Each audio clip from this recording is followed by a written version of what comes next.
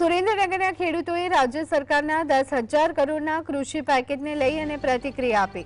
મુખ્યમંત્રી દ્વારા જાહેર કરાયેલા પેકેજ હેઠળ દરેક ખેડૂતને મહેનત મુજબ 22,000 સુધીની સહાય મળી રહી છે।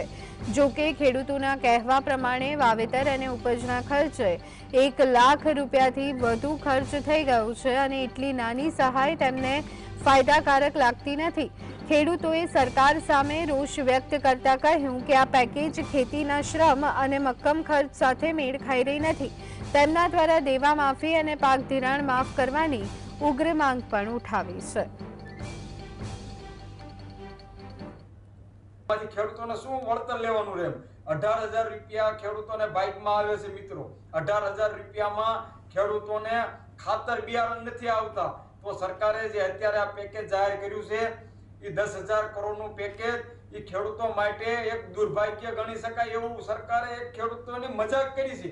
સરકારે જે આ નિર્ણય લીધો છે એ એક ખેડૂત સમાજને, ખેડૂત વર્ગને, અમને એક ક્રોધિત અને રોષથી અમે એની સરકાર ઉપર ભારોભાર અમે ક્રોધિત છીએ।